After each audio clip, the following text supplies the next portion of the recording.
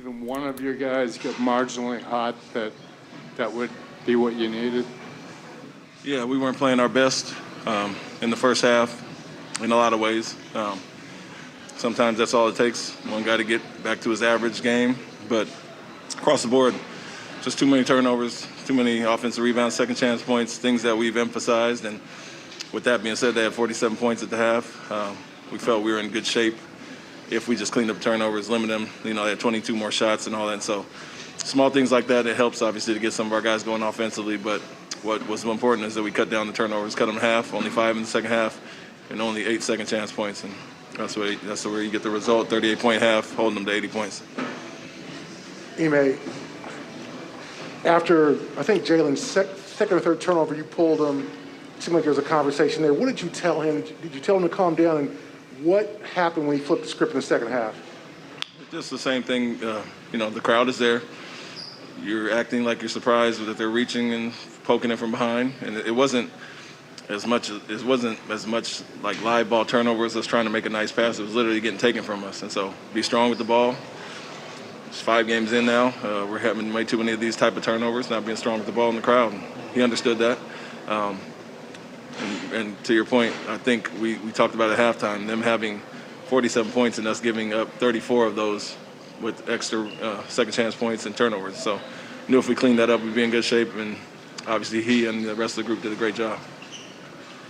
Ime, overall, just in your mind, how impressive was that second half, what you guys were able to do really defensively and taking it to them? And also just the feeling of being up 3-2 now, heading back to Boston in the Garden crowd for a Game 6.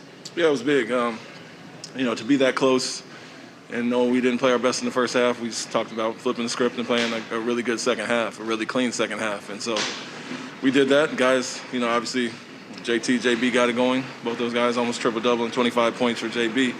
But it was simply, like I said, taking care of the basketball, the emphasis of this whole series, and limit them to one shot. And so we're guarding extremely well. It's impressive to hold a team to 80, not playing your best offensive game. But as I always say, we rely on the defensive end.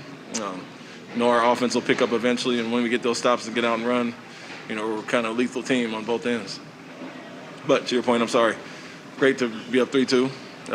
Obviously going back home, you don't want to be down to elimination game, and to have it on our home court is an advantage, but they beat us there already, so we have to come out with the same urgency after these last 2 wins, trying to put it away. You guys gave up home court advantage back in Boston. There was not a lot of concern. There were some teams might get worried. You got 3 left and 2 on the road. You have a really sloppy first half here. Things are going poorly. What is it about you guys, especially as time has passed, that these things aren't rattling you and you guys are able to stay so steady when you need to? Yeah, I would say our defense, we stayed steady there. We kept our composure tonight as opposed to some other games where we weren't playing our best game and we kind of, fell off a cliff in those 2 quarters. And tonight we kept our composure. We still relied on our defense, stayed solid there, and knew if we got our offensive game going, literally taking care of the ball and getting shots up, we'd be in good shape. And so to hold them to that number in the first half when we weren't playing our best offensively, it's like we always say, we rely on our defense. That travels well with us. We knew we were guarding at a high enough level that if we just turned the corner offensively, we'd be in good shape. And so that was what the message was. We're not playing our best, close game, and if we just have a decent to above average half, we'll be in good shape. Marcus Smart picked up his 4th foul early in the third quarter. Looked like he was waving you guys off to try to stay in the game. What's the communication like there? And in that moment, how much was the importance of that third quarter stretch a factor in your decision to keep him on the court? Yeah, it's both. It's trusting Marcus that he knows how to play with those 4 fouls. Partially is Derek is right there in case, so you got a really good, obviously, insurance policy. But at the same time, we were playing really well that third quarter and didn't want to break the momentum with that group. And so you trust your guys. He understands the situation, fouls, and not getting his 5th.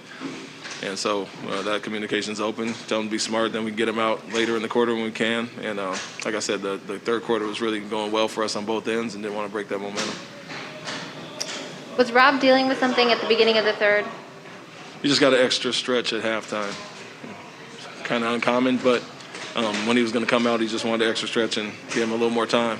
And went with Grant to start the third. But nothing specific, just a little body overall tightness, cramping, I guess, or whatever it may be. How did Marcus look to you? Solid. I mean, he knows how to play through it, and with the injury, you could tell he was not as explosive or quick, but what he does on the defensive end and just in general being a leader out there carries over well for us, regardless of the stat sheet. He gets us into our sets, and then it was obviously nice to have Derek, take up the majority of the load with Marcus not being 100%. But credit to him for playing, just as Rob has, and we know the importance of whether it's 15, 20 minutes, what we get from those guys is invaluable. JT was grabbing at his shoulder a ton in the first half, and just JB was out of his rhythm. Your top players just weren't really finding their shots. And as the game went on, their top guys seemed to kind of wear down, and that's when your best guys really stepped up. So just how is your team designed well to be able to just outlast your opponent and strike late? I think the mental stress and strain we put on some teams with our defense has worked and carried us through the playoffs at times. You saw in the Brooklyn series, guys started to wear down. Game 7 looked like Antetokounmpo slowed down some, but just having all those bodies to continue to throw at people, wears down on them physically and mentally, making it tough as long as we don't give them easy baskets in transition. And then with our guys, we're always confident that they'll get it going and figure it out eventually.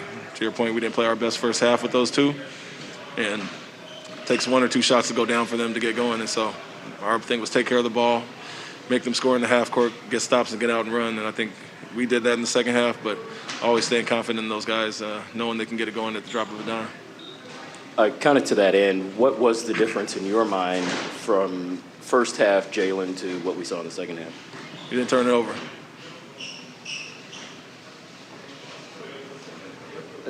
Before Game 4, Derek talked about wanting to be more aggressive, and he was going to make a point of being more aggressive. How has that aggressiveness really played out in terms of benefiting you guys over these past couple of games? You said Derek? Yeah. Yeah, I think obviously starting last game with Marcus out put him in a position to, make more plays. He's going to have a weaker defender on him with, JB and JT kind of being blanketed, and he can take advantage of those. Capable scorer, driver, initiator, and one of our best guys at, quick decisions, getting downhill and making plays. And so we trusted him to do that. Took advantage of some double teams on Jason, and he's really good at making the play behind. And so we trust him to get the ball in the middle, whether he has a floater, pull-up, or finding guys on the perimeter. So I think last game kind of sparked it with the extra opportunity of Marcus being out, and now it's great to have him back in that role, coming out with the same aggression off the bench. And this step, getting to the conference finals, getting on the verge of the finals, is a step that this franchise got to a bunch the past several years. You've obviously been in the finals. You've won a title. What's sort of the message over the next couple of days with the series going back home to, have the opportunity to close this out? And nothing changes.